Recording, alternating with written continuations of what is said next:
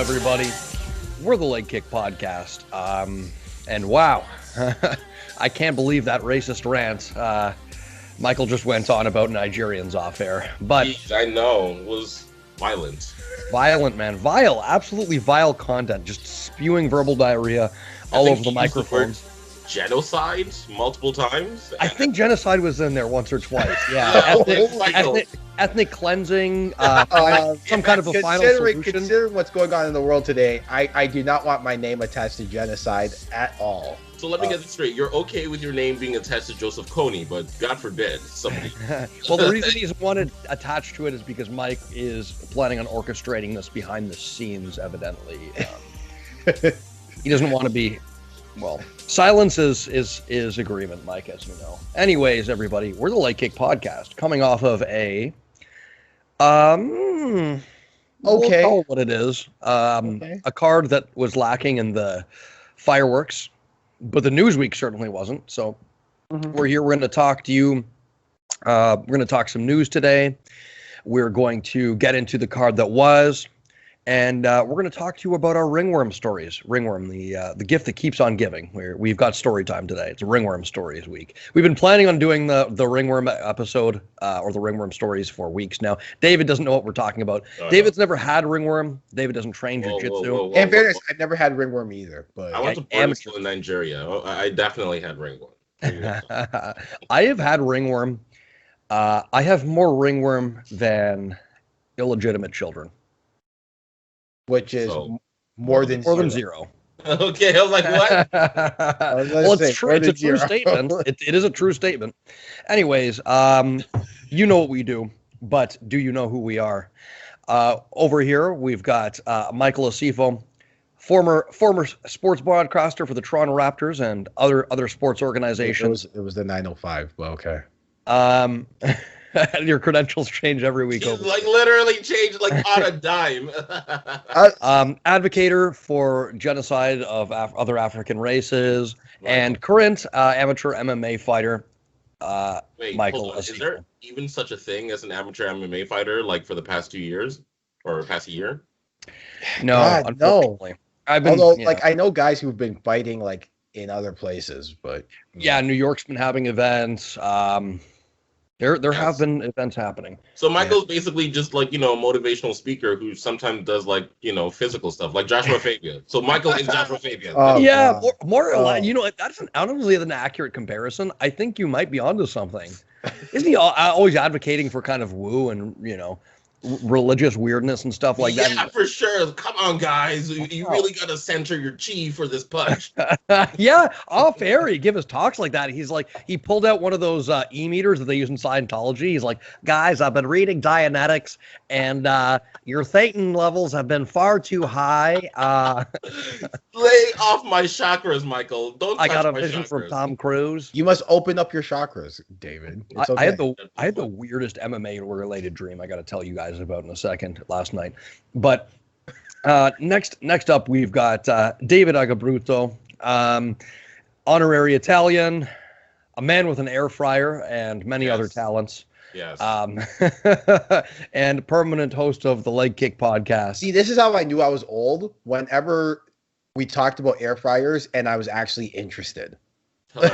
Dude, we are not far from that age where we're going to be wearing aprons that say King of the Grill and fidgeting endlessly with the thermostat. I gotta say, the older I'm getting, the more appreciative I am of like barbecues and any kind of cooking apparatus that makes my life easier. Yeah. Hence my love with the air fryer. Hey, like Tony Soprano once said, when you get to a certain age, you'll appreciate the value of good produce. Anyways. Man, so many keys.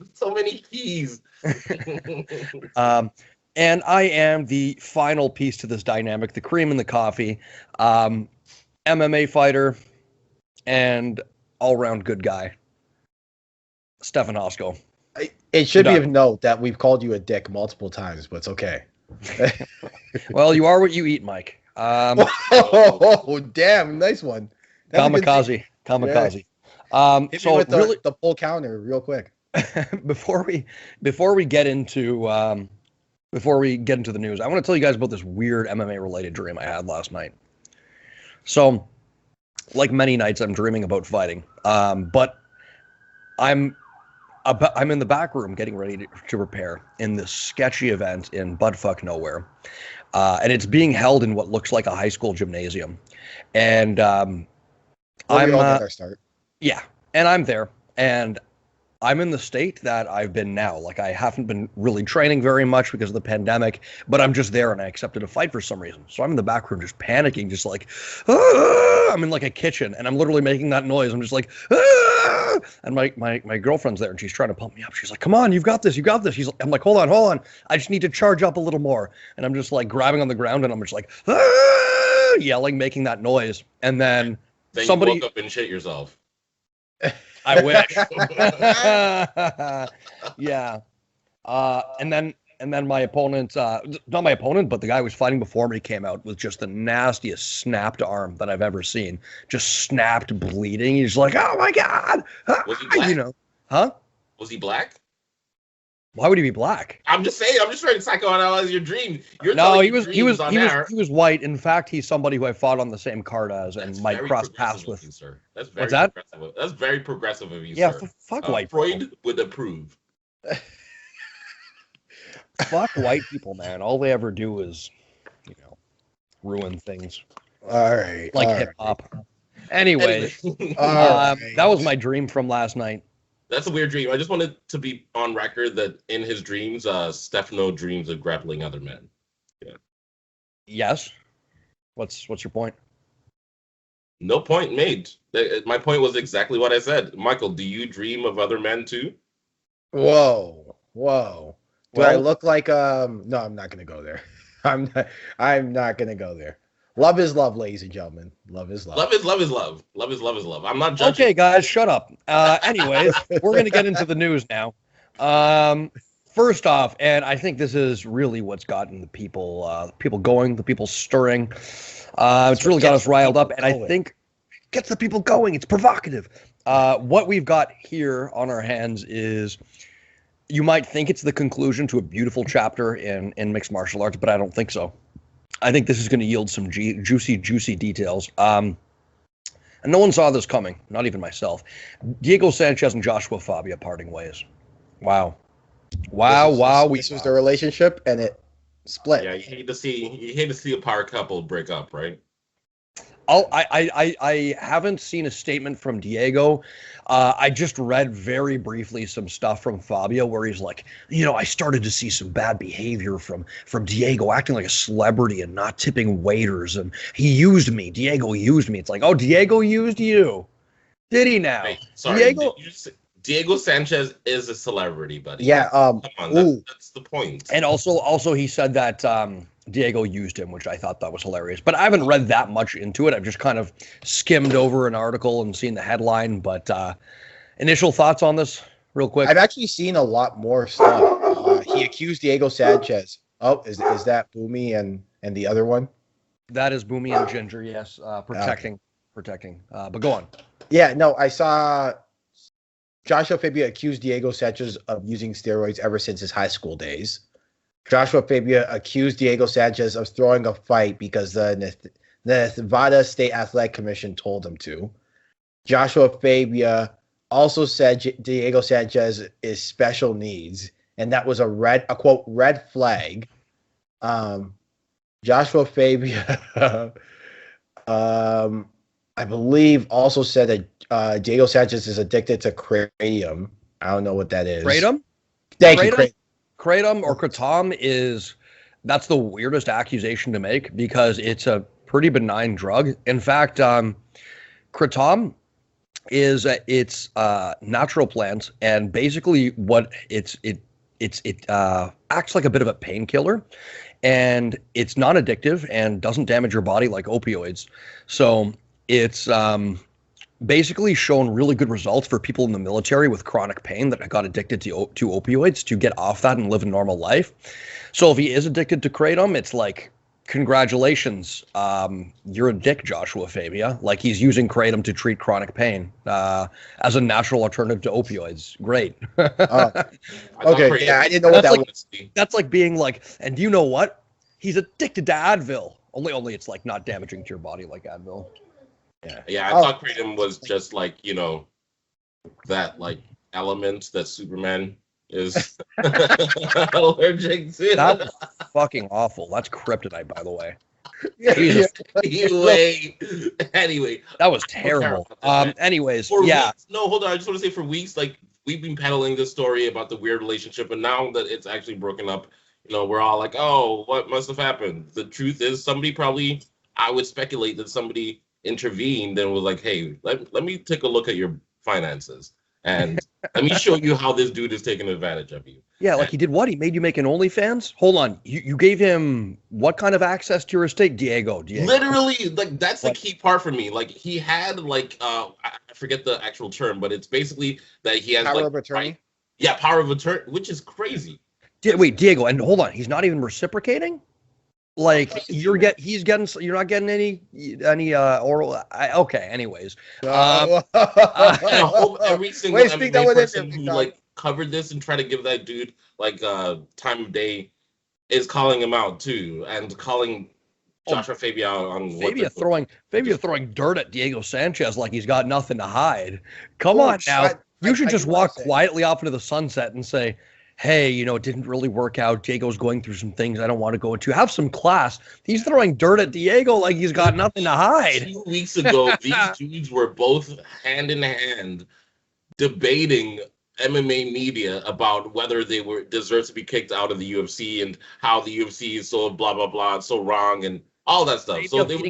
Fabia feeding conspiracy theories into his head about like cyber terrorism that the UFC is committing against him and shit. Like, that's really you're literally exploiting somebody who, is quite a vulnerable human being who suffered many traumatic brain injuries, and he should be ashamed of himself. Like, Diego's going to tell the people about the 3 Vietnamese dudes in in the trunk of your car. Like you're acting like you got nothing to hide, buddy. Jeez, Diego could sink this guy, and I hope he does. Vietnamese. What's that? Joking. Never mind. Let's move on, man. No, but like I think this is a good thing. That he is leaving Joshua Fabia at the end of the day, and whatever comes of it, right? I hope a family member went into Diego's home and really gave Diego the what for to leave this guy, and Diego is now going to get some good, proper help that he deserves. Hopefully Diego sees somebody who's a professional and goes forward with his life in a healthy manner, right? At the end of the day, that's it. I hate to be the serious guy in this conversation because I want to throw a whole bunch of gay jokes for sure, but yeah, I just wish for the best for Diego and for Joshua Fabia, that clown of a human being. I hope we never see him in MMA circles ever again. And for that matter, if I see him in any circles, I'd be very disappointed in myself for even being known that this guy exists. Yeah. Well, I think that's all we have to say about that. This is a bit of a weird headline I saw. City kickboxing fighter Fo Vake dies after alleged assault. I heard about this. What have you heard, Mike? Because I'm just hearing about this. I didn't hear that he died. I heard that he was assaulted. Was he leaving the gym or leaving a party or something? And then four men arrested on an incident. I heard he was in critical condition, but I just read a headline that he passed away. So I mean, as a 4-year-old daughter, this is tragic. Yeah. He was, I believe he was a burgeoning fighter, and he was really, really making some waves in that gym. And what happened? Yeah, he was walking the street and got assaulted. That's just the nature of the situation that I heard. I didn't read too much into it. I know Israel Asanya was, his Twitter, he put out kind of like pray for. What was the gentleman's name again? Pray for Fo Vake. Yes. I don't know how to pronounce the gentleman's name. Yeah, I didn't want to mess it up because I was gonna say Fa, but yeah, no, it's a sad situation, and it's one of those, again, it's one of those stories where it's like life is precious, life is short, you never know, and treat every day like it's your last, right? And never know the evils of this world, fortunately. Yeah, that's awful. cowardly anytime multiple people are ganging up on one person. I don't know the details of the incident, but awful situation. Yeah, so apparently he got punched, like sneak attack, like I think they're calling it a Sucker coward punch. punch. Yeah, like a sucker punch. And they're trying to make it like illegal to sucker punch people. I think it just Isn't it should be already? illegal to punch people. It's not technically. Sure, it is. It's assault.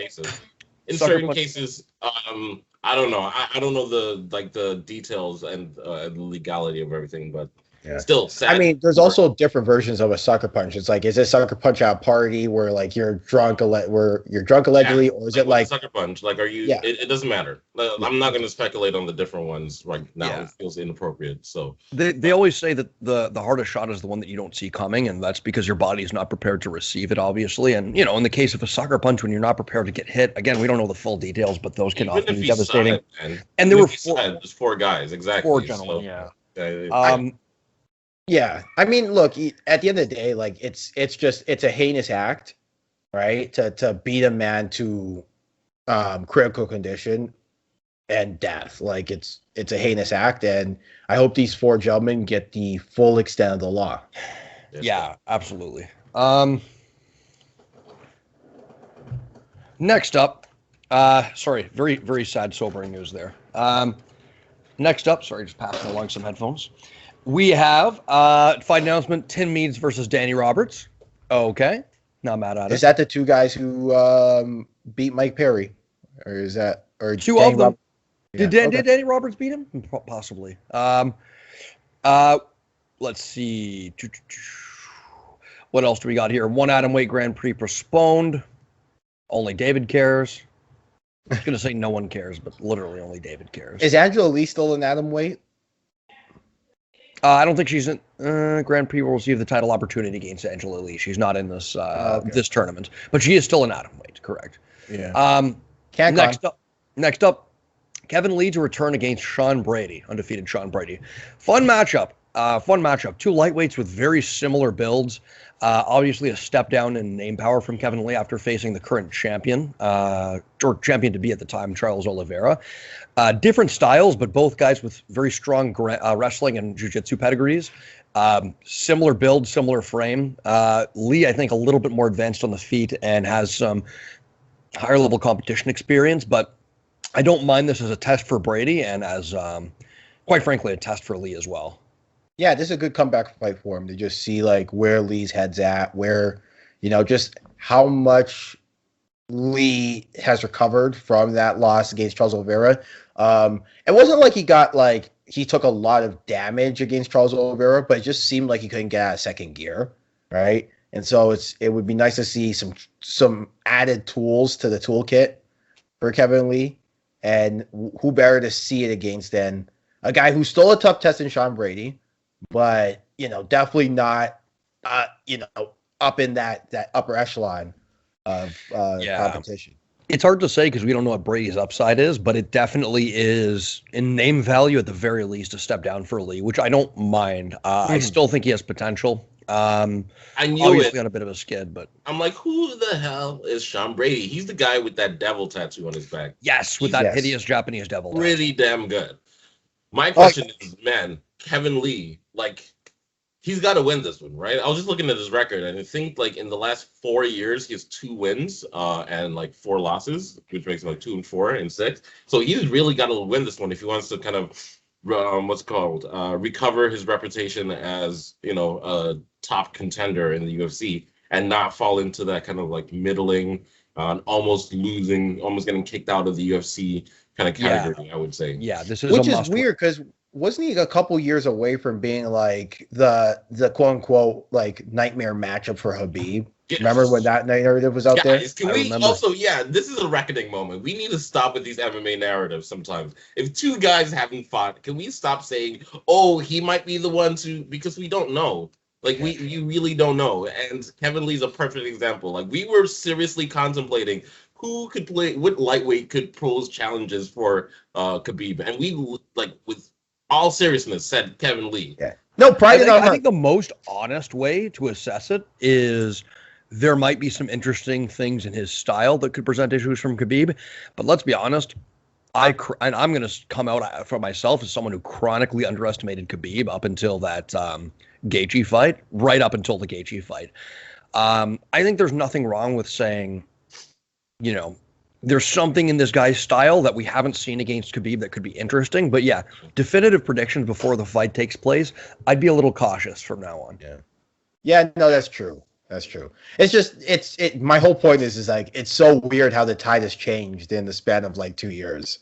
No, you're right. So I mean, he was the next one up, and he was going to go down to Montreal, train with TriStar. We were all pumped for, pumped for what he might have next, especially once he won against Gregor Gillespie. Yeah, we're like, okay, now he's going to make a run and blah, blah, blah. But, you know, and to be fair, he did lose against, as you said, the current champion, so it's hard to be too critical, but he hasn't fought since then, and Charles Oliveira must have had like 2 or 3 fights since then.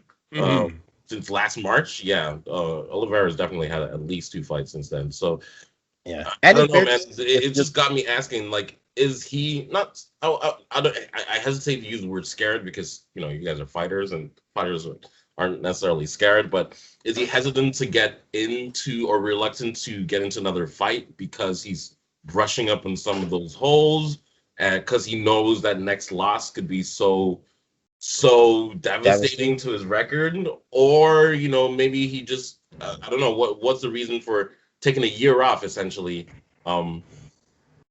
And it's good to take a year off after a loss sometimes, but who knows with COVID, you know, to reassess, especially if you're physically quite a bit hurt, you know, you don't know if there were surgeries in there. I think Kevin Lee might have had a surgery somewhere in there. But yeah, he was under the knife at one point. Like we tend to forget those, like, you know, we'll see it on their Instagram or whatnot. It's like noteworthy, like, oh my God, he's going under the knife. And then we kind of, the fight game moves so quickly and there's so much going on between the UFC and the other major promotions that we kind of forget it. And then what kind of just stands is like, oh, a whole year off, you know, as opposed to like really considering the circumstances around it. But yeah, I was going to say TriStar was under like a weird kind of situation Faraz talked about, where every time they tried to train illegally or legally, the building or somebody next door would call on them and the police would show up. So it's not like he could get some training in and be stuck with TriStar, right? Is he not a TriStar? Where is he?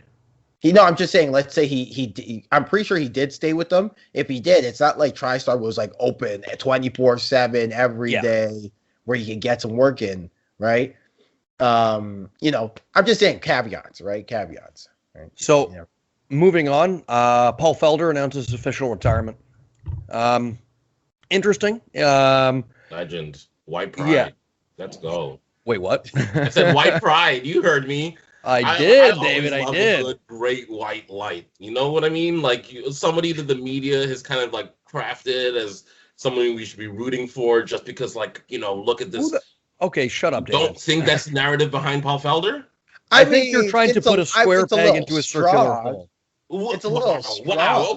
Okay, Michael, you're listening? How around the conversation around this man's retirement are we now? Power. He's pigeonhole this issue into Paul Felder's retirement here. I was about to say it's his retirement. If this was like David was waiting. That was like a side comment. I love Paul Felder. Okay, David was waiting. I could have been like, oh, hey, here's something noteworthy. I found a quarter. He's like, a quarter? You don't think that there could be some notes of the media trying to push that news story because the quarter was white? I'm just saying. And who's on the face of the quarter? I was like, oh, he's a theater grad. Like, we get it. It's like, there is that element of, like, I hear what David is saying. Like, they kind of push Paul Felder as the lunch pail guy without really knowing, like, who did the same thing for DC. They did the same thing for DC. They did the same thing for DC. Put them up in a nice, cushy broadcasting job. You know why? Because they're company men. They'll take any fight the UFC gives them. And you know what? They do have the talent to deliver. Both DC and Paul Felder, excellent talent. The DC narrative being a little more spotty until he knocked out Stipe. And also, no. Hold on. DC was on commentary before he knocked out Stipe, though. He was given a nice commentary job. He was given a nice commentary job. And he was booed, but the UFC treated him quite well. right? They put him up in a nice spot. As far as the UFC rewards. I think there's to be fair, a big segment of MMA that is quite racist and harbors racist sentiments. I don't want to say that that's not true, but I think as far as the UFC, I think they reward the company men, the guys that say, "Yes, boss, I'll jump, boss. How high, boss?" You know, and Felder's that guy, as is DC. No, I know, and that's why I'm saying.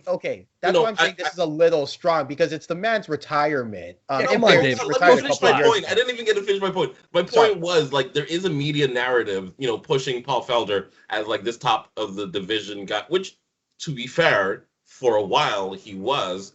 But I think in fights like the RDA fight, we could see that there was a little bit of a skill disadvantage. But that fight was a late replacement. Hold on. I get it. Late replacement. The man took the fight on like 2 weeks' notice, less than a week's notice. Like 10 days. Whereas RDA had a full training camp. Just before that, he had an incredibly competitive fight with Dan Hooker, a top contender in the division that a lot of people think he won. So is he able to compete with top 10 opponents? Absolutely. Does he have a legitimate skill set? Yes. Is this somebody like Paige Van Zandt that the UFC is pushing on us despite not actually having the level of skill commensurate with a top 10 UFC fighter or a Michelle Watterson? No, this isn't that. Hold on. Michelle Watterson is legit top 10 in that division. It's just, she's not beating like anyone past number 8. Like I could definitely see her winning against Paul Felder. But my point is, for a while there was literal like Paul Felder versus Conor McGregor. Paul Felder as like a he has to get the title shot soon if he picks up a couple of wins. I'm not here to besmirch a man on his retirement because he's definitely that's hilarious. He's definitely a talented fighter, and ever since the Edson Barbosa fight, the second one, I became a fan. I was like, this guy has some legitimate skills. I will say that Edson Barbosa fight is the one for me where I hear your point because I was like, I thought Edson Barbosa won that one. But with that being said, this is the weird thing, and I think I'm trying to pick something up, but I think this is the thing with Paul Felder that's going to be interesting is that what is his legacy, right? And I think this is a good conversation that's interesting. I think his legacy is that he was a consistent, a consistent member of the top 10, somebody who I think was a exciting banger who could push a pace on a lot of guys, durable, fought very well in the pocket, somebody who was really hurt by not necessarily the strongest footwork. He had very slow footwork, but somebody who always brought an entertaining fight and, produced exciting finishes and was rarely in a boring fight. And I think that he's getting out at a good time because, as you mentioned, he's likely not going to win a title. And with Khabib vacating, it seems more likely, like it's a lot less unreasonable to consider person A or person B being a champion, but with his shifting focus and with him admitting himself that his heart's no longer in it, probably a good time. He's 37 too. Like it's interesting. Okay. With Paul Felder and his legacy being that, then when you look at another person who has like a similar record in the UFC, maybe a similar record overall, maybe a similar kind of career trajectory, do they get looked at differently or not? This isn't necessarily me calling a race thing, just differently or less favorably towards the media and the fan base because they don't do commentary for the media. They're not in Dana White's good books. They maybe didn't take a fight every single time. We're saying Kevin Lee's career is done. Kevin Lee is 18-6. Who here said Kevin Lee's career is done? Okay, we're not saying that. We're arguing, is Kevin Lee's career... I'm asking, is Kevin Lee's career done? No, we're asking if he would get cut by the UFC if he were to lose to Sean If he lost the next fight, that's what I mean. Not like, is he, like, over? But he's 18-6. Paul Felder is 17-6. Like, they have pretty much the exact same record. Like... Are you saying that Paul Felder is treated in the same way that Kevin Lee is treated? Yeah, one's a company man. One is, Kevin Lee, I think, was treated fairly well by the UFC as well. Yeah, I think so too. Like, I wouldn't say that Kevin Lee is an example of somebody that didn't really get their dues from the UFC. If you want somebody who doesn't get their dues from the UFC, I'd look at somebody like, I don't know, maybe like Diego Ferreira, who was on a massive win streak and was still not, many people in his situation would have been headlining a card already, or a Massaranduba for Francesco Trinaldo, right? And do I think there's a bias against people who aren't marketable stars in North America because of a language barrier or because of a perceived lack of interest? Yes, I would concede to that. Also, grapplers. There is a huge. I generally feel like there is definitely a bias towards pushing certain kinds of fighters. I agree, excitement and entertainment is definitely one factor, but I just think, conceded though. By just being white is definitely another factor. But that was literally a side comment, and it's not to take anything away from Paul Felder's achievement. I know we jump all over. Jump all over the point. Yeah, you can't just say Paul Felder's retirement happened. Yeah, well, the UFC's racist anyways. We're going to jump on that. Anyways, here's my thing, though. What you just did was the literal verbal equivalent of Carmelo Anthony throwing a right cross and then running all the way on the other side of the court. I love a great white hope, man. Shouts out to Paul Felder. I love him. He's a great fighter. That doesn't take away from the fact that, he's a good fighter. Okay. No. Anyways, yet you chose to make the conversation all about that. Anyways, moving on. Moving on. Sorry. Go ahead. Gotta go. Continue moving on. Because we still have a lot to cover here. Anyways, got a lot of news because we missed you guys on the last one. Anyways. Retirement, Paul Felder, if that isn't clear. Happy retirement. Happy retirement. We love you here at the Leg Kick. David might not, but he does not represent the like him. Hall of anyways, David, you've had your say, young man. Jose Aldo faces off against Pedro Munoz in what is sure to be a banger.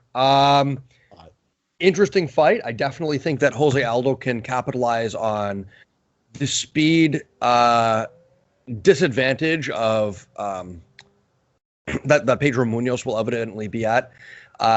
Going kick for kick with Jose Aldo is going to be a difficult prospect as well. And the low kick is a big part of Pedro Munoz's game, at least to, kind of slow down his opponents and hold them in place so that he's able to let those hands fly. But I'm thinking if we see Jose Aldo in the same form we saw him in the Marlon Vera fight, could be 2 on the trot for Aldo.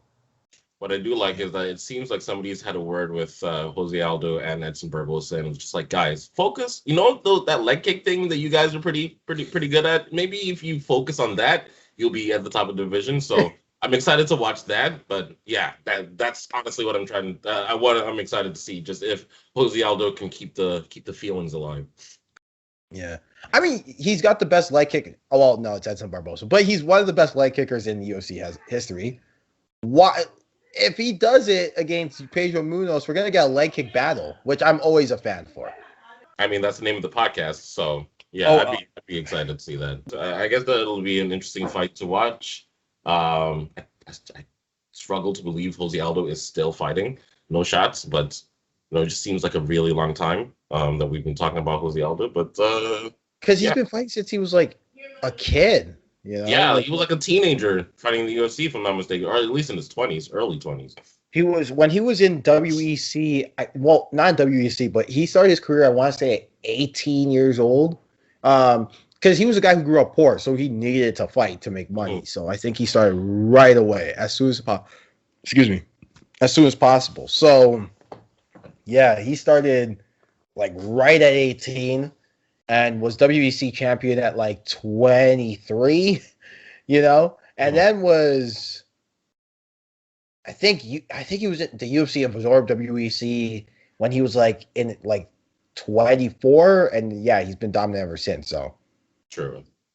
Yeah. True.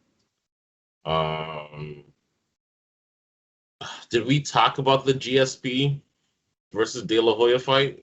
We did when we had our podcast. Sorry about that. A bunch of like adorable elderly people call me because my number is 1 digit different from a hospital. So I'll get calls like, "Excuse me, is this Dr. Schwartz?" And I'm like, "No, this is not Dr. Schwartz."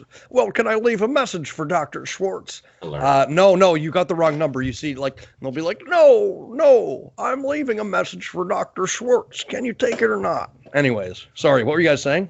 No, I was just talking about how old Jose Aldo's been. Well, how long Jose Aldo's been in like the conversation of MMA, and I was like, yeah, it's because he's been fighting since he was a young teenager, you know? Yeah. Oh yeah.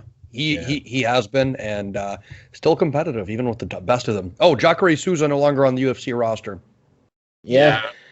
Thank God it's about time.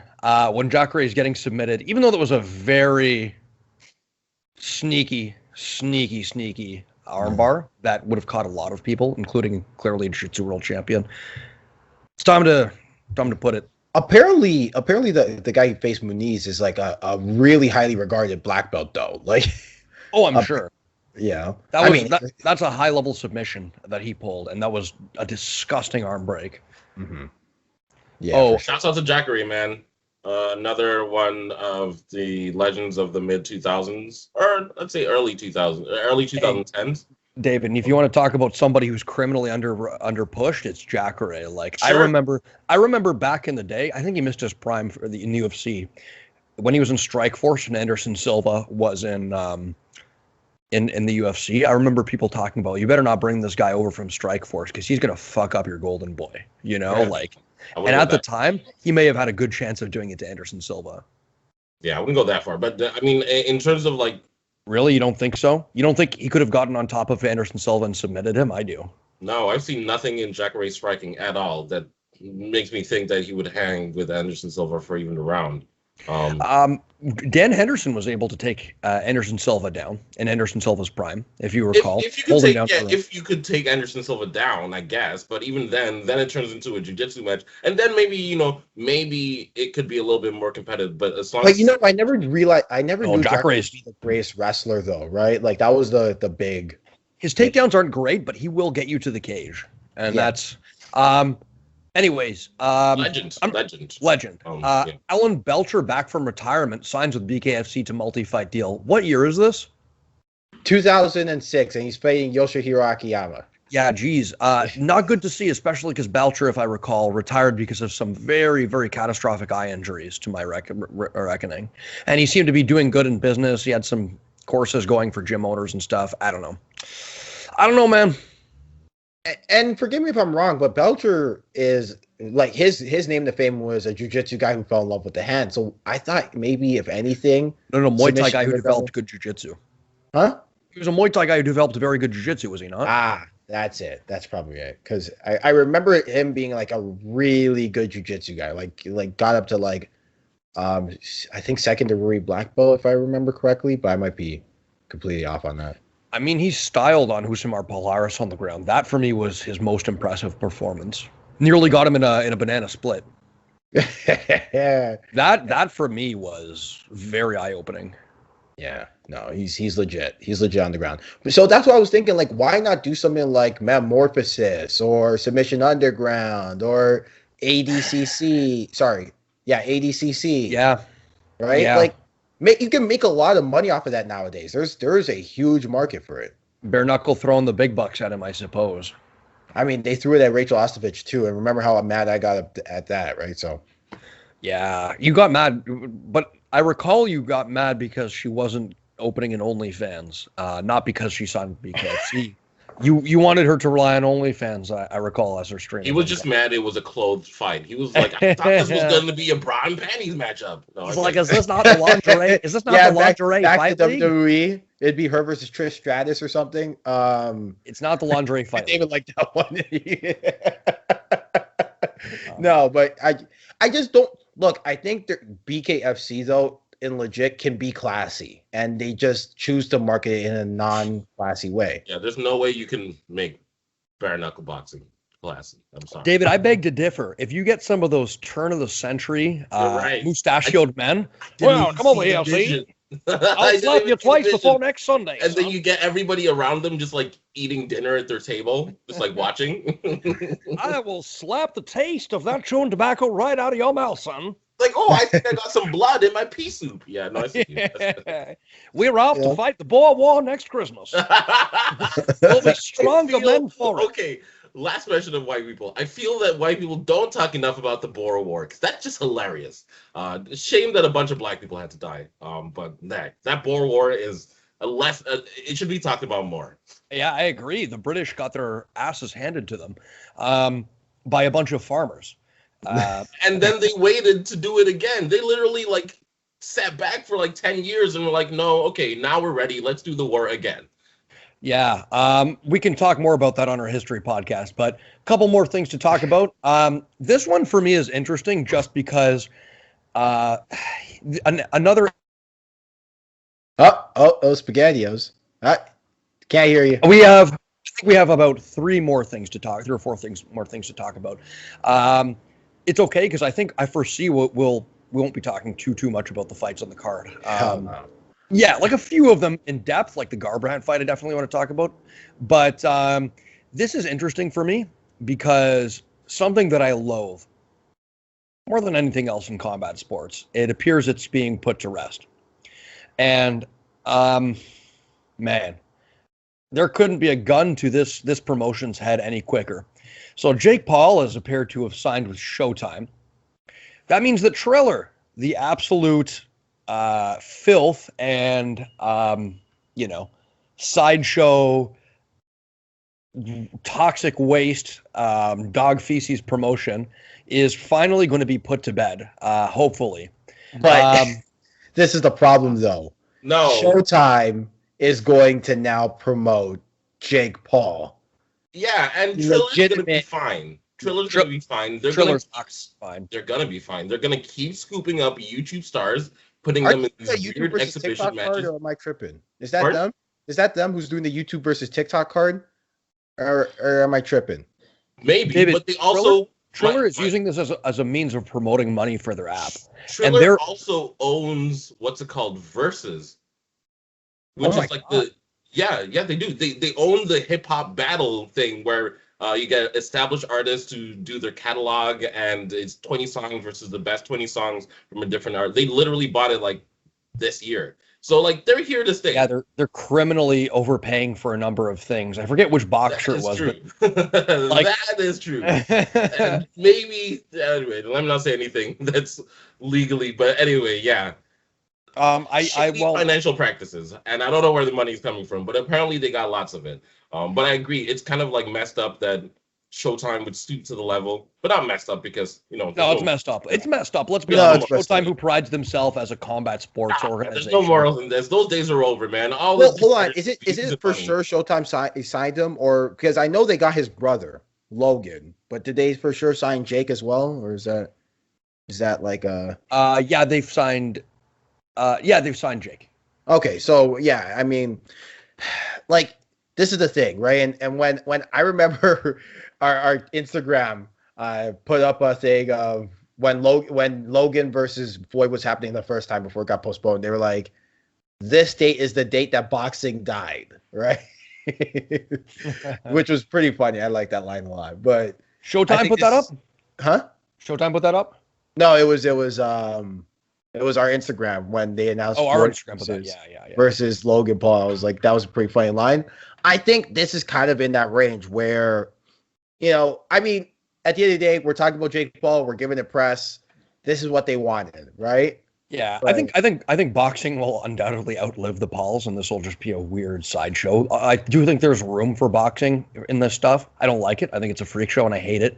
But ultimately, it's going to be an odd chapter in boxing. I don't think it's going to change it, bring any new stars to it or anything. I just think it's just a boring little diversion. And I'm sick of it. Bring new fans. I keep hearing that narrative. Oh yeah, you're showing boxing to fans who may never watch boxing. Like, yeah, so you're showing boxing to people who don't give a fuck about boxing. Yeah, you're showing the like 12-year-old girls and like 14-year-old incels and whatever. Right? I mean, that was the thing, right? When you got like fucking what's her name? Who was commentating the fight the last time? One of the TikTok stars. Whatever. When you got them like in a boxing, like in some capacity at boxing media, I think it shows who you're trying to get at the end of the day, right? You're not getting one thing's for sure though. Like Showtime is gonna do a more respectable boxing program.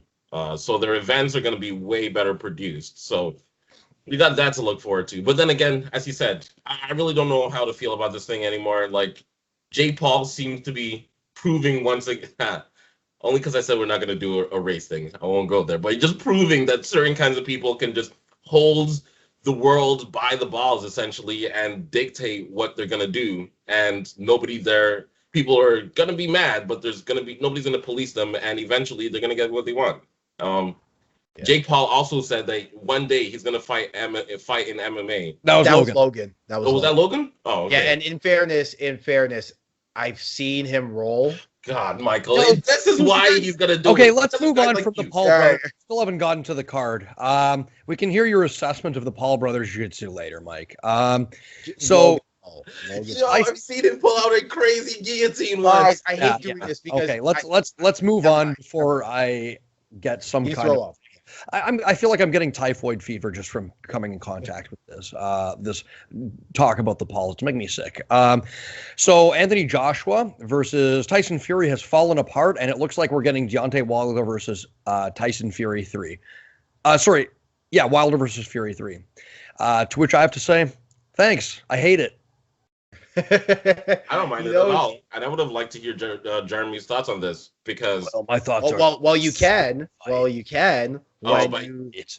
listen to it's a stupid fight, and I think we saw Tyson Fury absolutely outclass Deontay Wilder in the last fight. Let me ask you this, guys, as fighters. Hold on, let me plug This Week in Boxing because Jeremy did do something on this with our YouTube channel. This Week in Boxing with Jeremy every week. Yada yada. He does boxing news. Go. Okay, never mind. Okay, guys. So you have a rival, and you fight one fight, close fight. Some people say you won. Some people say you lost. Close fight doesn't even matter the division. Wait, hold on. Real quick interjection. The only people saying that Deontay Wilder won that fight are people with severe brain damage. Hilarious. Okay, well, some people say you won. Some people, even if you lost, the second fight, you lose. Probably the most embarrassing loss of your career. You're telling me you wouldn't want that third fight? Oh, hell no. I'm not taking that asking, sorry, Mike, you go ahead. No, I'm not taking that line down. Like, guys, I remember I lost I had to fight versus the provincial Muay Thai champion, right? And I lost. And I wanted to fight him like 10 minutes after the fight. Like, I was pissed. Like, nicest guy in the world for the record. Like, couldn't be a nicer guy. But I'm just saying, like, I wanted to fight him like right after. So I understand what he's going through. I'm just saying, we all saw with our eyes what happened in that second fight. No need. Yeah, I'm with you, David, in that if I'm Deontay Wilder, of course I want the fight back. But there's what should happen as a means of, organizational practice in boxing, like contenders that should get the fight. And then there's what you want as a fighter. Like if we asked Sakuraba, he'd probably want it Rana back a fourth time against Wanderlei Silva. Does that mean he should? No. But yeah. I don't know. I feel like it's a little bit harsh because Deontay Wilder was unbeaten until that last fight against Tyson Fury. And, for a while he cultivated this kind of image as this Iron Man. And now that he's lost one fight, all of a sudden he's supposed to change his mentality. Like, no, the dude wants to scrap. And I actually respect him not stepping by, like not taking step-aside money. Yeah, not taking the step-aside money because clearly it's more than about money for him. And clearly, no, this isn't a Deontay Wilder thing. It's just if I am, as a boxing fan, what do I think will happen? Sorry, David, you're on mute. Oh, I think he's... But yeah, no, it's just as if I'm a boxing fan. What do I want to see happen, right? Do I want to see Wilder Fury 3 when I clearly know that Wilder just will not beat Fury given the amount of time that he's getting to prep, Or do I want to see Anthony Joshua? Oh, sorry, Stefano, I was just saying, yeah, I agree with you. And as a fan of Deontay Wilder, I don't want to see him go out like this. It's clear based on that last performance, if he does want to beat Tyson Fury and actually give him a legitimate test and not just bank on that power that he has, he's going to have to make some adjustments. He's going to have to develop some new tools, and he's going to have to learn to fight in a bit of a different way. And those are things that take time. And I get that he wants to get back to it immediately. That might not be what's best for him, his legacy. And sometimes, you got to take a step back and train in the mountains with Mr. Miyagi. Where hell did David go? He'll come back eventually. Unprofessional, I David. hope. Yeah. Okay, laptop died. His laptop died. Okay. Boo. Ooh, unprofessional. Yeah, no, like I want to add one more thing too, is that look, in the fairness of fair too, by the measure of the contract, because of the pandemic, I think the contract expiry date should have been null and void. I think all decisions were right. It's just from a selfish, like, what do I want to see perspective? I don't want to see this. I don't want to see this. Yeah, I don't want to see this either. And I think that Tyson Fury would have roughed up Anthony Joshua as well. But hey, something fresh would have been nice to get me excited at least. And they weren't thinking about you and me, Mike, when they made this. They really weren't. No, it's true. It's true. Sorry? I was just saying that while I agree and I respect the mindset of Deontay Wilder, as a fan of Deontay Wilder, what I would like to see is him take his foot off the gas for a bit, make some adjustments, because it's clear if he wants to have a shot at beating Tyson Fury, he's going to have to make some adjustments in his game, develop a few new tools to kind of keep Fury off of him with that pressure. Go back to the drawing board, spend some years in the mountains with Mr. Miyagi and figure this out. Figure this out. And I think Anthony Joshua doesn't stand a much better chance, but at least it's something fresh. That's all. Fair. I would just say that, yeah, given the way boxing works, he probably feels like now is his opportunity. He might never get, if he did that, even took a couple tune-up fights, he might never get the opportunity to fight Fury again, because he just wouldn't. Yeah. Unfortunate, yeah. So that is our news and views, unless you guys have anything to add. No, not really. No? Oh, wait. Really small local MMA news. My boy James Clark won the B2 Fighting Championships over in Texas. Beat the brakes off of some fool. Actually, I shouldn't call him a fool. Like, he was he gave it his 100%, but apparently the scorecard was 50-43 across all three. Ooh. Yeah, it was an ass kicking. So yeah, good job for James out there doing the Lord's work and showing everyone Canada's nothing to play with. So yeah. Good luck. Good. That was against Nate Williams, right? Yeah, I believe so. God damn. Dominating decision. Excellent wrestler. James Clark. I've had the privilege of seeing him fight a couple of times. Great guy. Give my boy C that rematch though. Yeah. Oh yeah, Dave. I'm just salty because he broke a good friend of mine's arm. Congratulations. Excellent fight. Somebody who, had 3 tough losses on the trot when going pro and then reinvented himself. He's on a 4-fight win streak now. Yeah, that's the interesting thing about him too, is that like it didn't start off candy and rainbows for him. And then he figured it out. Good for him. Tough names too. Beat Dave Henry, another person who I've trained with in the past. Good for him. UFC, get the Contender Series ready for your boy James Clark.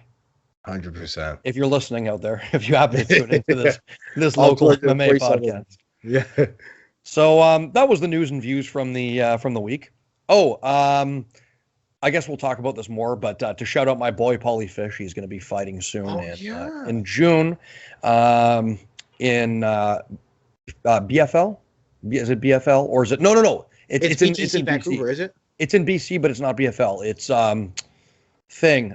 Canadian fight promotion that takes place around here. Mike, help me out. Yeah, BTC. I think it's BTC. That's right. They're going to Vancouver. Yeah, and he's going to be fighting Dylan McElveny, who fought our friend Roma. So, Paulie, good luck. We'll talk more about that fight as the week goes on. But tune into that one if you want to see some good Canadian local MMA. I think it's on Fight Pass.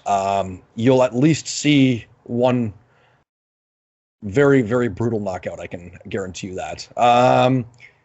So that was news. David, you got any news you want to add? Any racial microaggressions that took place in the world of MMA you want to report on? No, just want to circle back to Jake Paul. So what makes it even more interesting?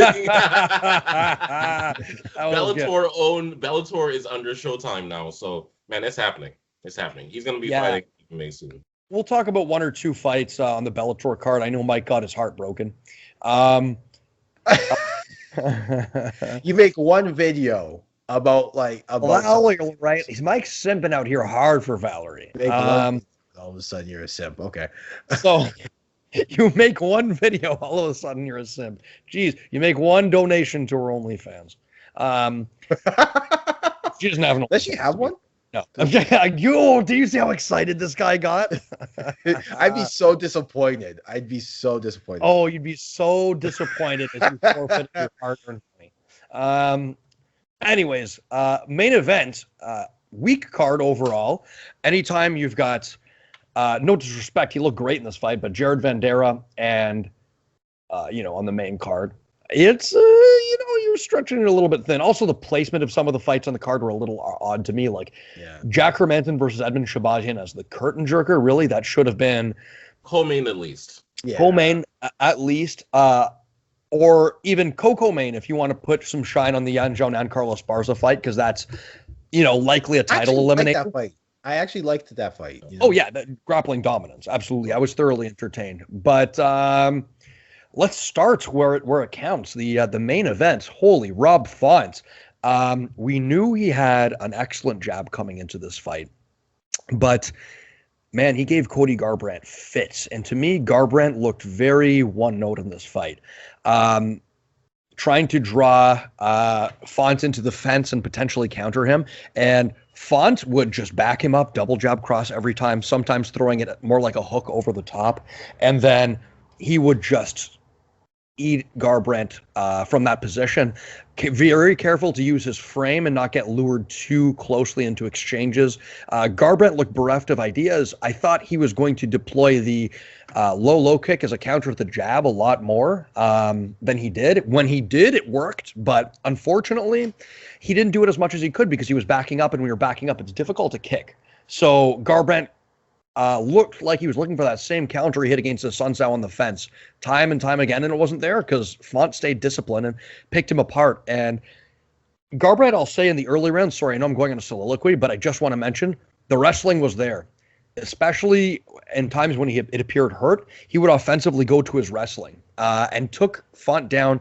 I think even stole around from him in the early going with some of those beautiful knee tap takedowns, hold him down. So he did show some evolution to his game, to be fair, but Font's jab and speed just appeared to be way too much, which is shocking to say because Garbrandt, one of the fastest fighters in the UFC. Yeah, me and Michael were talking about this yesterday.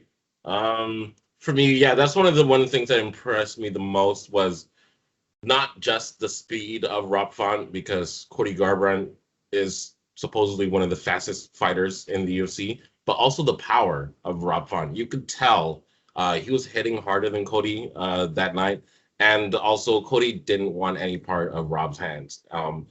That's another thing that surprised me was the disparity in the boxing skill. I expected Cody to have the more powerful strikes and be a better boxer than Rob Font, but Rob Font really outboxed him for the entire 5 rounds.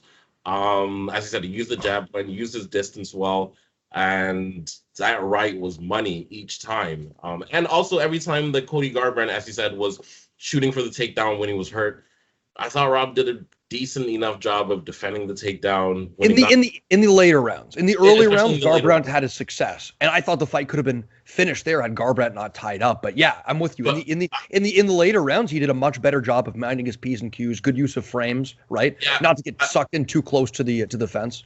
Yeah, I also felt that he did a pretty decent, once it actually got to the floor, he did a decent job of either standing up or kind of defending and transitioning enough that that I don't really think Cody Garbrandt posed too much of a threat throughout the entire fight, in my humble opinion. As you said, I was surprised to see Cody on the back foot for the most of the fight, doing a lot of circling, a lot of moving around the cage.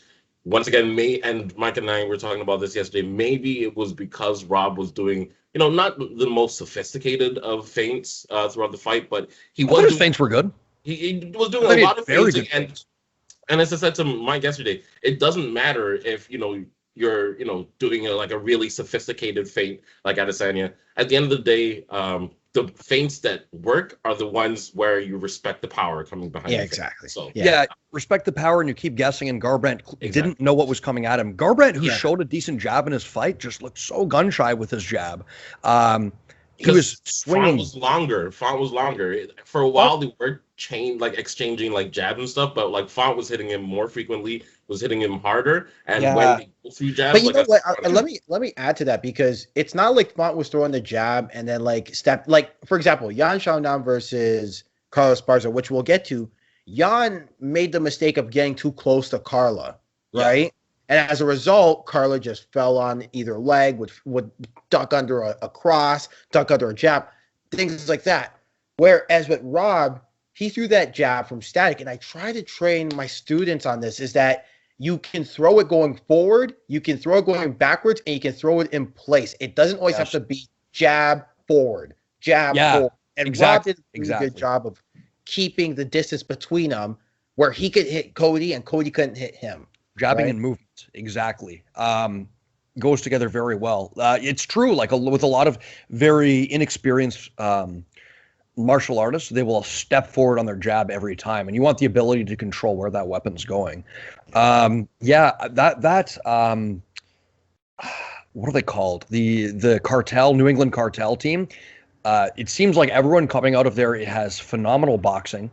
I would have, against a longer opponent with a good jab, I would have liked to see Cody hold his ground a little more. But it seems like, I would like to see some more low kicks. I agree with you. I would like to see his ground low kick a little more. Exactly. Yeah. Like you've got to get rid of that range disparity, right? And against a good jabber, the classic battle between jab and low kick is always something that's going to be there. Do you think a lot of potential opponents, are going to be looking at this fight in the top 10 against Fonto and licking their lips with the potential that they could, if Garbrandt, who wrestling hasn't been a big staple of his career, if Garbrandt can take him down multiple times in the first round, do you think other fighters are potentially salivating, like a TJ Dillashaw, who wrestling is a much bigger part of his game, or maybe like I don't know, because it's not like Cody's a bad wrestler. We always knew it's there. You know what I'm saying? Like high school state champ, trained at Alpha Male, for God's sakes, which is like wrestling heaven for little guys. So I don't know if people just say, okay, well, Cody's just a good wrestler, and maybe Rob fought early, got surprised a bit, but as Cody got tired, he figured himself out. Or if they say, oh, no, Rob fought maybe is a little suspect to the takedown. You know? There was also a very, very good head kick that Font hit one point. Just pairing that double jab cross, eventually when Cody's slipping and leaning, was just able to catch him. Oh, no, it was on the lead hand. When people slip that jab, often you can throw jab and then head kick right after it, and he just clattered the head of Cody. Cody. Just quickly, I want to finish. Cody's boxing looked a little bit one note, and he looked a little bit lost for creativity in this fight.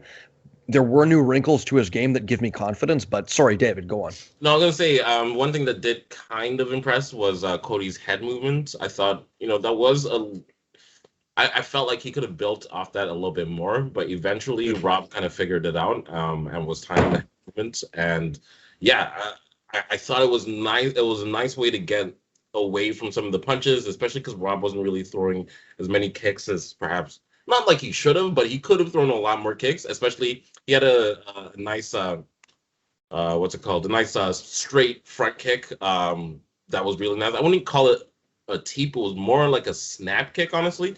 And I felt like that was doing like a decent amount of damage. But I felt like Cody could have built off that head movement a little bit more, and he tried, to be fair. Sometimes he would like throw a couple shots, head movement, and then lead into the takedown, which was pretty good. But in general, the head movement wasn't as effective as it could have been in this one, and Rob Font pretty much had his number on that. You know what? I think you brought up a really good point, David, and that's Cody could have definitely, I would have liked to have seen him build off that head movement, because head movement in itself is great and it looks pretty and it's awesome, but you want to start establishing counters off of that.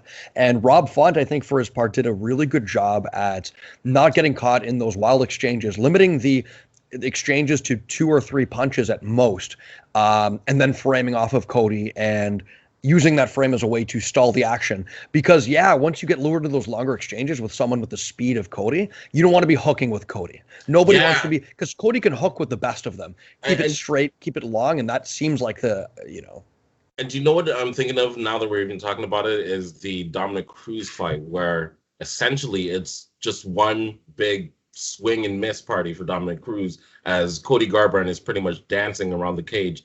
And I thought Rob literally dancing. Yeah. And I thought Rob Font did a really good job of staying patient. Even when he missed, he wasn't like super out of position or anything. Like he didn't do anything like that was super tactically naive and wasn't, I mean, I wouldn't say he was chasing it. He was more like stalking Cody Garbrandt like throughout the cage. He wasn't chasing and trying to land a big shot or anything like that. So I felt like that discipline kind of paid him well. And I completely agree with you. There were no like long 6 to 8 punch combos where, both fighters were trying to exchange or anything like that. It was pretty much, hit and move, like stick and move for the most part. So, man, what a performance for Rob Font. And I got to say, I'm surprised. I thought Cody Garbrandt would have this one because I know his resume a little bit more. But Rob Font showing that, number one, time waits for no man. And just because you're a big name 3-5 years ago does not mean that you have this moment right now. And also, number two, that he's going to be a serious contender in this division as well. Also, I'd like to say that Bellator's 135 division, not looking too great at this moment when Sergio Pettis is your champ. Remember when people thought it could really compete? Yeah. So who do you think? I know that I believe Sanhagen and Dillashaw paired off, so are Aljo and Peter Yan. Font fits nicely into this mix. What do you think we should do with Rob Font? If he wants to stay active or if he wants to hang around and wait for the result of those fights, what do you guys think? What's the top 15? What's the top 15? Well, we've got Aljo Yan, who are spoken for. Then Sanhagen, spoken for. Rob Font. Frankie Edgar, not spoken for. I'd like to see him take as much time off as possible, however. But in a way, I think Frankie Edgar would kind of be a bit of a nightmare matchup for Font, just in the sense of if Rob doesn't really mind his P's and Q's about wrestling distance, he might end up on the back foot with Frankie, especially because Frankie shows much better lateral movements around the cage, and if he can get Font into chasing and constantly making him turn, Munoz spoken for. I feel like Edgar's chin is not what it used to be, though, and that's where Font has that one for sure. Yeah. He's gonna cage cut and land like a lot of hard shots to Frankie Edgar's face, and that potentially. I only see that really going one way. I mean, then again, at this advanced stage of Frankie's career, I can see your point. But what I was gonna say in response to your question is, if you look at the rankings, I mean, there's only 3 guys above Rob Font: Sandhagen, Yan, Sterling. Everyone else is kind of like a step down, in my opinion. I mean, I would agree. An Aldo fight would make sense just for the name factor. Maybe a Marias fight, maybe, but he already beat he beat Marias. Remember? Then after that, like, there's really nothing else. Like, he just needs to wait out the Jan Sterling debacle. See maybe who wins that Sandhagen versus Dillashaw, because that is a little bit of if Dillashaw wins, he'd be licking his lips, like absolutely licking his lips for a Dillashaw fight. I don't know. I don't like that matchup for him personally. I think Dillashaw is a little more creative, crafty. Yeah, he's crafty. Than Cody Garbrandt on the feet. Then Rob Font, you mean? No, then Cody Garbrandt. Oh, so a third Garbrandt versus I don't know if I'm saying, like, sorry for Rob Font. Font versus Dillashaw. That's what I'm saying. Dillashaw is more crafty than Garbrandt. So I think, and once again, we just said let's not do MMA math, but I think he would pose a whole set of different questions to Rob Font that I'm not sure if he'd be able to respond to. I'm with you. I want to see how TJ looks in his time off. After the time off, but I'm with you. The stance switching, the ability to, set up those very tricky combinations off of stance switching in the wrestling could be nightmare scenario for Font. But we'll just have to see. Movement, just movement in general. TJ's always moving. Well, I'll tell you what. I like Font against Yan stylistically. I like it. I'm not saying necessarily Font would win, because clearly Jan's a bigger hitter, has similar tools, and does a good job of keeping himself safe. But who knows? Maybe Font can. He showed that he can do what Aljamain couldn't, in that Aljamain couldn't really keep himself. I guess Aljamain couldn't sustain offense over 5 rounds. Yeah. Right. He had success early, but it seems that when he doesn't experience success in the takedown realm, he begins to tire a little bit over the later rounds. Font can keep that offense up. So whether Jan can end up. See, that was the thing that kind of like gave me pause. And I was trying to tell people, as much as Jan did dominate the third and fourth, in the first and second, he did kind of slowed. He was slow. Yeah. He couldn't get out of second gear. Yeah. He couldn't get classic. Which is classic. Yeah. Yeah. I feel like that first round, he was just trying to figure out the fighting style of Sterling. And Sterling, to be fair, did a good job of like blitzing him with like pretty unorthodox techniques, which is kind of his style anyway. So I wouldn't hold it too much on Jan for his performance in those first couple rounds. But what I would say is against Font, I would have to go to Jan for that one, just for the power differential. Probably me as well. Yeah. Just in terms of like even like his trips and takedowns in that fight, where he's nasty. Like, man, there's something special, and I haven't seen that from Rob Font yet. So we'll see. There's a viciousness to Jan's game that you don't see it in this division much. So speaking of Jans, how about Yan Xiaonan versus Carla Esparza? Yan Xiaonan looked not very good in her grappling, if I'm honest. For somebody who claimed before this fight that people have been trying to take her down her whole career, what else is new? Not very good at regarding, if I'm honest. Not great at getting back to positions where she can generate offense on the ground, and not great at maintaining her distance as well.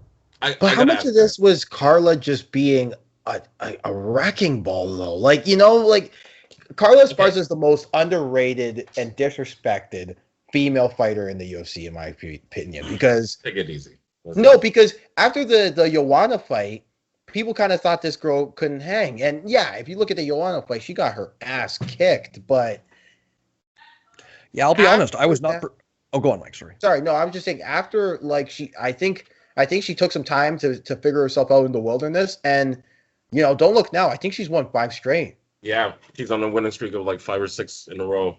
Yeah. My question for you guys is more a technical question, because I watched this one live, and I also kind of rewatched it. And do you feel that in the final sequence, sorry, I'm not pronouncing your name, Yan Xiaonan. Yeah, Xiaonan. Sorry, man. Women.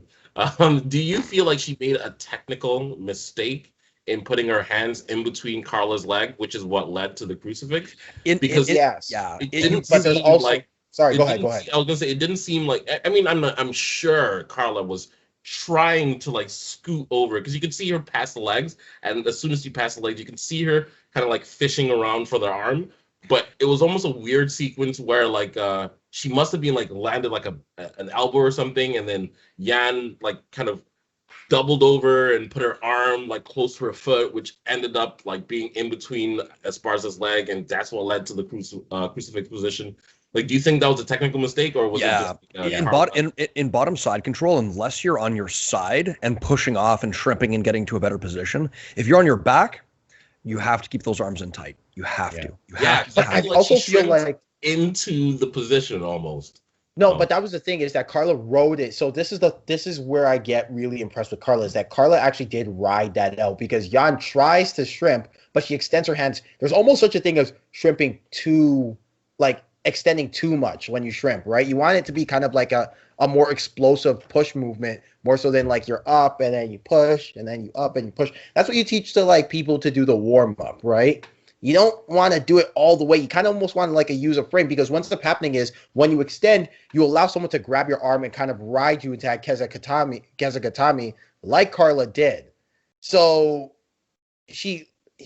Carla did a good job of just kind of riding Yan out. So while it was a technical error, Carla did a good job of minding her P's and Q's and getting and switching between conventional side control and Kezakatami the entire time. right? So yeah, staying active and mobile on the ground for sure. Yeah, I mean, she hit her takedowns looked nice, although in the first round, Jan kind of walked her way onto the takedown. I think you got a pretty. Oh, first of all, that cut that was opened up by the elbow on Jan Jonan's. It's crazy that first of all, that's only the second most disgusting cut of the night. But yeah, it looked like a divot. That was pretty nasty. Yeah, I think you can bill a compelling fight for Rose versus Carla next, being that Carla does have a win over her. However, being that Rose, I see David shaking his head, and I'm with him. I think you can like build the fight, but I think largely with Rose's control over distance, it's not going to look the same.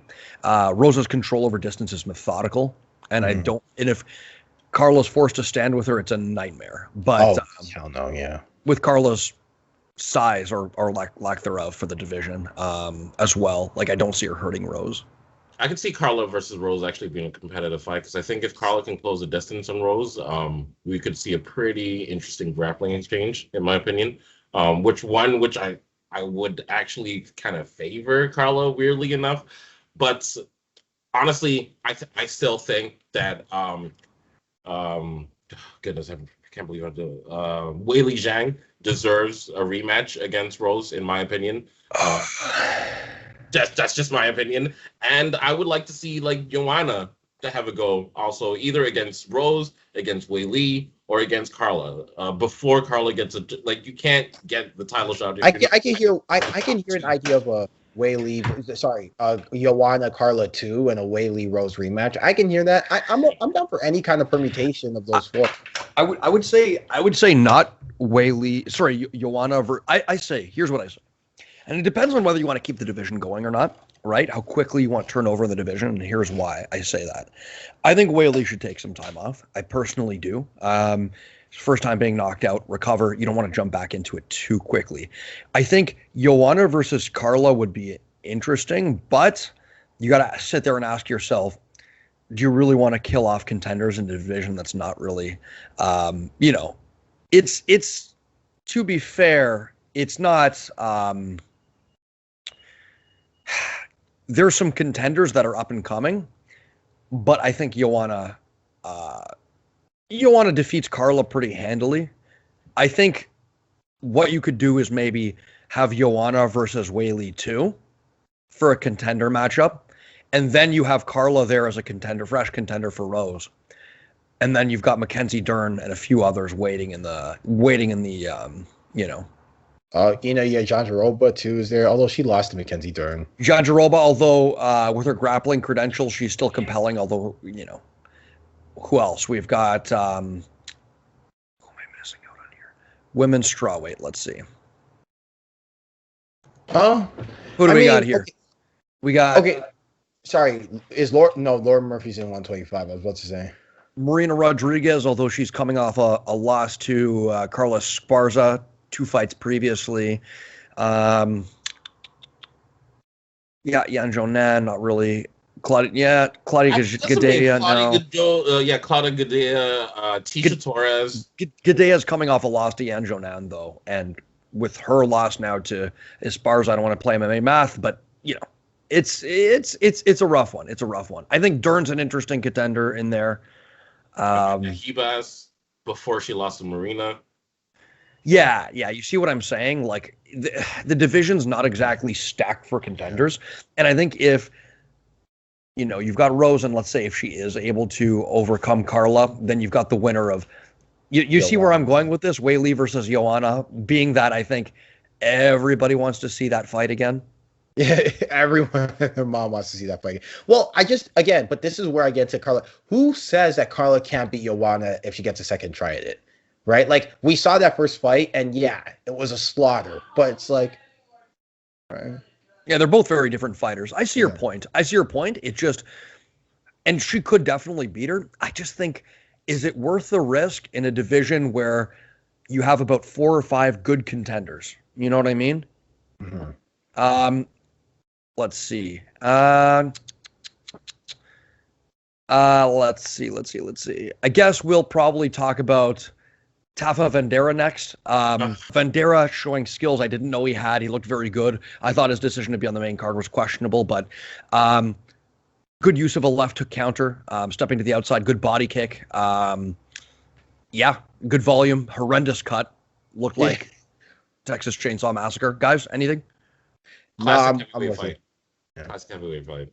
Yeah, no, you know what? I'm very disappointed how Tafa looked, but then again, I'm not surprised. Like, I'm disappointed, but not surprised. Like, Spencer versus Dumont. Fun enough fight. Spencer showing that she has slow hands and fast kicks that she chambers well, but they don't really lead into another. I'd like to see her just pick up that lead leg to fake one of her hook kicks that she inevitably lands and then slide into range with her punches maybe, and to close the distance. Dumont clearly hits a lot harder than Spencer. Fun fight. What do you guys think? You know, Spencer's durability kind of surprised me. Like, I knew she was durable because she fought Cyborg, but like, I didn't realize it was that durable.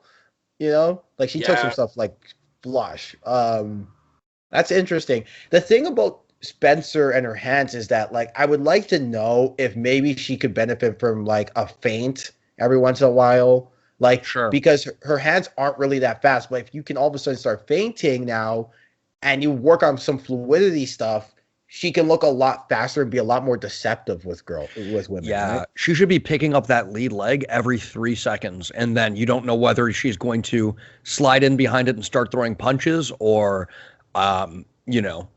she should be keeping her opponents at that range and using that dexterity with her kicks to set up her other strikes. Like, that should be the base for her game, but it just seems like everything's all over the place for Spencer and her skill set. I like Felicia Spencer. Well, I was gonna say I like Felicia Spencer. I think she's a person that I would like in real life. I don't know why, but I loved her interviews, and she's Canadian. But man, she needs to move her hand. Just that's the one thing that stood out for me. Like, zero hand movement. Like, it's pretty bad. Yeah. Sorry, Felicia. Ramos versus Aljo. I was out walking the dogs at this point. Honestly, one thing I will say though is that Aljo clearly won at least a round in here. Ramos used my favorite inside trip takedown a couple of times, which love it. Oh, the one where you like slide the leg to the far side. Like. Yeah, exactly. I forget its name in judo. My old judo sensei Vito Maselli would be shocked and horrified. But anyways, the other thing that stood out to me, being that I barely saw this fight, was that how many judges are just off their rocker giving 30-27s when one fighter, it's clearly a 29-28.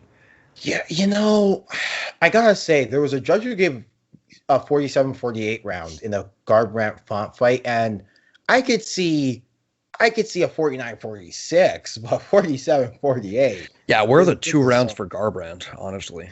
1 round for sure I saw, but... Yeah, so I think they're like, I mean, hey man, it's the story of our lives with MMA and combat sports in general, ragging on judges, right? Because they're incompetent. We should do something about it, but yeah, I wonder if the system's good, but we just need to get some of those same tired individuals who are there time and time again out of the mix. And then Hermansson Shabazian. Hermansson. I really want to talk about this fight more. I do too. Yeah, for me, Hermansson in the early rounds, I was panicking. I'm like, crap. He looks unable to counter. He just looked blinded by the speed of Shabazian. Hermansson keeping a nice, tight, high guard, but Shabazian splitting it all over the place with uppercuts, with jabs. And then, the critical flaw of Shabazian presented itself when Hermansson was able to get in on a single and get him on his back. Shabazian was not able to get up and was just battered. Not just that he wasn't able to keep himself up, but he was not able to really keep himself safe on the ground either. Yeah, so I actually completely disagree. I thought Shabazian won this fight. Not because, actually, let me not say completely disagree, because I thought Shabazian won? Yeah. I do think that Hermansson definitely dominated like the grappling exchanges on this one. Oh Lord! Which rounds did he win, David? Other than the first? I thought he won the second. I think he thinks he won the second. Down. I thought he won the second. Like, were we watching different fights? I didn't see Hermansson do anything that was like super injurious or harmful in that second round. Like for me, it just looked like what was the ground control time for Hermansson in that second round? Because I remember it being enough to get the W. It was like split because Hermansson gets reversed, and the end of the round is Shabazian wailing on Hermansson. So I don't know how it's so like far out of reach. Like I think like I think we talked about this. Where am I correct? We talked about this where Yeah, the third round was definitely a 10-8 for Hermansson. Like no discussion. That's a 10-8, right? Yeah. Right? Okay. Sure. So it's and I think I can roll with a first round win for Shabazian, but not a 10-8, probably a 10-9, right? Definitely. So we're either talking a draw or a win for Hermansson 29-27. And I think all the judges were like, Hermansson won that second round 29-27. But I mean, we don't have to pretend to debate over. I think there was in that first round, it wasn't close. Like I think Shabazian won that pretty handily. As lopsided as that last round was, in my opinion. But to each their own. I just thought it was a much closer fight than people were giving it credit for. And yeah, I thought Shabazian actually, was his jiu-jitsu perfect? No, but he looked okay when it came to at least in that second round when it came to defending after the takedown. I think his wrestling needs to improve a lot because I think Hermansson is not the best wrestler in that division, and he took him down with relative ease, especially in the third round where essentially like they Shabazian gassed out, and he probably gassed out too, but I just feel like his wrestling needs to be fixed a little bit. And yeah, and Hermansson, buddy, I don't know what he needs to do, but Shabazian should not be outclassing you on the feet like that. Like, anyway, but I mean, I don't know whether it was Shabazian, Hermansson's. I can't find the ground control time I'm on Fight Stats right now, but I don't know whether it was it was probably a tactical decision to try and weather the storm and keep himself safe. But Hermansson's shown chronic issues with dealing with power strikers in the past. He looked a little bit unable to close the distance in those earlier rounds as well. Clearly, he's dangerous when he gets it to the mat, but the massive speed disadvantage in the first round looked to be giving him a lot of problems and his inability to counter. I guess we'll save ringworm stories for Thursday. Sorry. It's all good, man. This has gone on long enough. Definitely 90 minutes at least. Yeah. No, I will say, it depends what you feel about that second round. You think Shabazian won it? Then, yeah. I'll give it a rewatch.